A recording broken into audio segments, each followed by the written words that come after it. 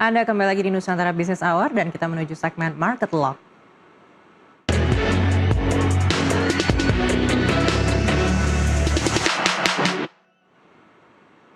Indeks harga saham gabungan anjlok pada perdagangan Rabu 3 Juni 2026. Pada akhir sesi pertama, IHSG bahkan anjlok nyaris 5% dan kehilangan 306 poin dalam satu sesi perdagangan.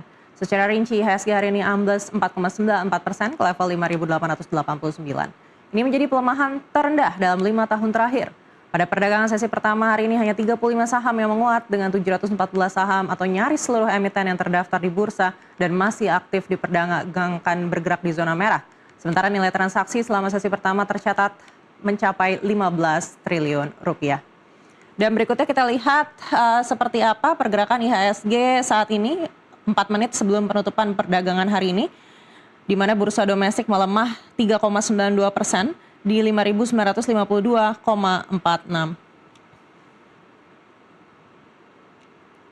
Sementara itu kita pantau posisi rupiah terhadap dolar Amerika Serikat saat ini. Setelah sebelumnya rupiah mencatatkan pelemahan menyentuh 17.900-an di siang tadi, kita lihat saat ini rupiah tidak berbeda jauh di 17.940 per 1 dolar AS. Nilai tukar rupiah di pasar spot semakin tertekan pada pembukaan perdagangan Rabu di pukul 10.13 menit waktu Indonesia Barat. Mata uang Garuda di pasar spot melemah 0,49% ke posisi 17.926 rupiah per dolar AS. Di kawasan Asia, mayoritas mata uang bergerak melemah terhadap dolar AS pada perdagangan pagi ini. Rupiah menjadi mata uang dengan pelemahan terdalam. Setelah rupiah, pelemahan terbesar terjadi pada ringgit Malaysia yang turun 0,25%. Sementara itu, indeks dolar AS atau DXY yang mengukur pergerakan dolar terhadap berbagai mata uang utama dunia berada di level 99,2. Posisi tersebut sedikit lebih rendah dibandingkan penutupan hari sebelumnya yang berada di posisi 99,22. Pelemahan mata uang Garuda dipengaruhi menguatnya minyak mentah dunia atau WTI di 94,58 dolar AS per barel. Kemudian Brent crude oil juga mengalami penguatan di 96,72. Dan untuk membahasnya, kami sudah tersambung dengan Henry Wijaya, Financial Educator Manager Sukor Sekuritas. Iya Pak Henry, kalau kita melihat pergerakan bursa domestik dan juga rupiah hari ini melemahnya cukup signifikan. Anda lihat apakah memang ini menandakan bahwa psikologis investor ini semakin melemah kepercayaannya terhadap situasi fundamental di Indonesia? Iya, Bu Maria. Jadi memang kalau kita perhatikan sebelum hari ini, itu kemarin memang ada satu berita yang cukup mengagetkan sebenarnya. Kalau kita lihat dari sisi trade balance, itu kita surplus dari bulan April itu sekitar 3 miliar dolar. Kemarin itu hanya 80 juta US dollar. Jadi ini besar sekali penurunannya dari 3 miliar menuju ke 80 juta US dollar, sedangkan kita kan memang di tengah pelemahan rupiah saat ini, kita sangat butuh yang namanya trade balance itu surplus yang cukup besar untuk menjaga psikologis investor. Tapi kan justru kita surplusnya ini sangat menurun kan sekarang. Makanya kalau kita lihat rupiah ya cenderungnya makin melemah. Sekarang bahkan tadi kita kalau lihat beberapa kurs jual di beberapa bank, itu sudah nyentuh sekitar 18.130 rupiah. Jadi ini memang angka psikologis baru lagi yang ke breakout dari sisi kursnya, dan itu membuat investor jadinya, terutama investor foreign yang kemarin kita lihat semenjak MSCI, FTSE mereka ngedepak beberapa saham kita, ditambah rupiah makin melemah, ini kan akan membuat kekhawatiran lebih lanjut bahwa pertama akan ada banyak fund yang mengikuti jejak FTSE dan juga MSCI. Yang fund-fund yang nggak tergabung di mereka pun bisa ikut psikologisnya terkena. Nah itu yang kita perhatikan dari sisi kenapa ini bisa terjadi penurunan yang sangat dalam setelah kemarin rilis data trade balance kita. Baik, kita akan coba bahas satu persatu Pak Henry. Yang pertama ini adalah pelemahan rupiah terlebih dahulu. Apakah memang menurut Anda pelemahan ini murni karena harga minyak yang menguat, artinya ada kekhawatiran masih terkait dengan global, atau memang ada sentimen khusus yang harus menjadi perhatian kita bersama saat ini? Karena kalau melihat dari DXY-nya, ini kan DXY-nya justru tidak terlalu banyak berubah dibandingkan dengan di hari kemarin begitu. Oke, jadi memang kalau kita lihat dari sisi pertama tadi ya tentang pelemahan rupiah saat ini tuh banyak hal yang cukup jadi concern. Kalau hari ini kita perhatikan ya, S&P Global Ratings dan Moody's itu memperingatkan ya kebijakan ekspor satu pintu. Kalau S&P yang kemarin, tapi ini Moody's agak baru nih. Kalau kita lihat di Bloomberg sekarang, dia memperingatkan. Jadi kebijakan ekspor satu pintu yang sekarang buat BUMN itu berpotensi menekan ekspor, dan ternyata kalau kita lihat dari Core Transportation and Distribution Association, jadi itu ada perusahaan importirnya China, itu menunda pembelian batu bara Indonesia. Jadi Indonesia mereka butuh kejelasan dulu, ini kebijakan satu pintunya seperti apa. China sekarang menunda pembelian batu bara.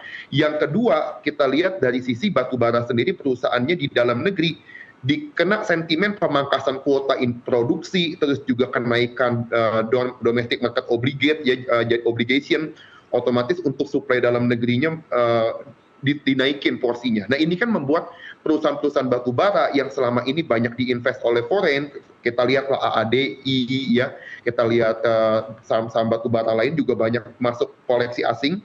Ini sekarang net sell-nya besar sekali, Bu Maria. Nah, itu jadinya kalau kita lihat dari sisi ekspor pintu udah dapat peringatan, outlook-nya juga negatif ya dari Moody's. Kalau S&P baru memperingatkan, outlook-nya belum diubah jadi negatif. Tapi hal ini membuat investor jadinya harus melihat ke depan ini, mesti cepat pemerintah untuk bikin aturan ekspor pintu ini kejelasannya bagi perusahaan-perusahaan ini seperti apa ke depannya, untuk mengakomodir juga kepentingan pihak-pihak yang melakukan impor tadi. Makanya kita lihat sampai China aja mengurangi impor tadi. Baik, Pak Henry, kalau dari segi pemerintah ini kan sebenarnya kebijakan ini ditujukan untuk bisa meraup benefit lebih banyak lagi untuk di dalam negeri, begitu kan. Tapi kalau Anda lihat terjadinya guncangan ini atau pelemahan ini, termasuk juga China yang tadi katanya sempat menunda pembelian batu bara kita, apakah menurut Anda ini jangka pendek saja atau efeknya ini akan lebih dari jangka pendek? Karena kalau kita mengingat aturan-aturan terkait komoditas sebelumnya, memang ketika diberlakukan, salah satunya juga terkait dengan hilirisasi nikel waktu itu, ini kemudian mengguncang pasar saat itu, tapi kemudian kita melihat benefitnya di jangka panjang, bahkan tidak jangka panjang, di jangka medium kita sudah melihat ini ada perbaikan yang signifikan begitu. Anda lihat apakah ini akan seperti ini atau ini akan lebih kompleks dari itu? Iya, investor kan tentu ngelihat sekarang ini kecepatan pemerintah untuk segera mengimplementasinya ini, kejelasannya detail seperti apa. Karena kan kalau kita lihat dari semenjak 1 Juni sampai nanti 1 Januari 2027, ini kan kita kayak pencatatan aja sebenarnya. Jadi belum sampai semua tuh ekspornya langsung gitu. Jadi otomatis ada partnership lah dari swasta, partnership dengan BUMN. Nanti setelah tanggal 1 Januari ini kan baru kita ekspornya full lewat dan antara sumber daya Indonesia ya, SDI tadi. Jadi sekarang ini investor itu justru memang perlu pertama ngelihat kebutuhan importir sekarang.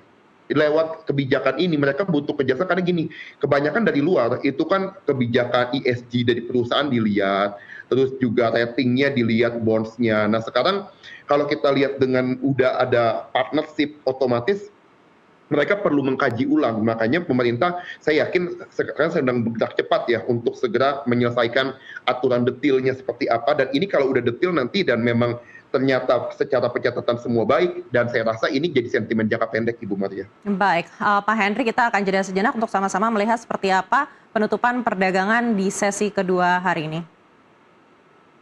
Kita lihat IHSG ditutup melemah di atas 4%, 4,11% tepatnya, di 5.941.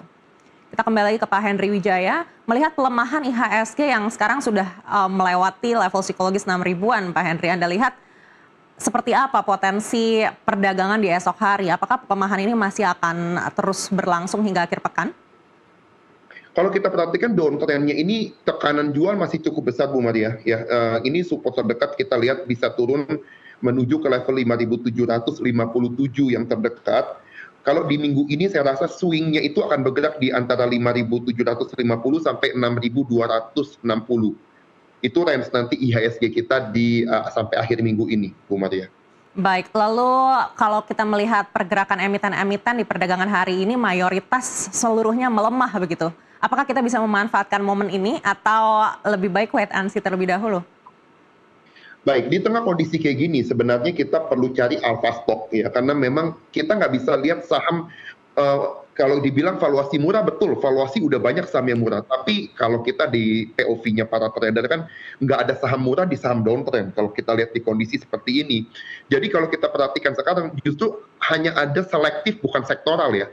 Beberapa saham yang bisa teman-teman perhatikan yang dia alpha stock dan ini gerakannya itu berbeda sama IHSG. Nah ini kalau kita lihat sekarang kalau teman-teman mau cek ya yang cukup menarik pergerakannya secara price action, terus flow-nya juga bagus, itu ada MAPI, MPMX, Demas, Gula, UVCR, sama TIMS. Nah TIMS juga foreign kan masuk dan kita lihat timah itu kan nggak masuk ke dalam yang ekspor satu pintu. Jadi pengaruhnya sentimen secara IHSG jatuh dia ambrol, tapi sebenarnya secara fundamental TIMS itu nggak gitu kepengaruh. Bahkan harga timah di tengah tinggi saat ini, harga TIMS ini kalau saya lihat cukup murah sekarang bahkan.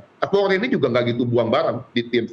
Makanya TIMS cukup menarik sebenarnya Bu Maria. Jadi secara selektif lah kita bisa ngelihat saham-saham mana yang menarik sebenarnya. Baik, tidak ada saham murah di saham downtrend. Sekali lagi terima kasih Pak Henry Wijaya, Financial Educator Manager Sukor Sekuritas sudah bersama kami kali ini. Sampai jumpa lagi di lain kesempatan. Terima kasih Ibu. Dan informasi tadi menutup Nusantara Business Hour kali ini. Bisnis bukan sekadar tentang keuntungan, tapi juga membangun nilai, menciptakan dampak dan bertumbuh bersama menuju masa depan yang lebih baik. Saya Maria Aneka.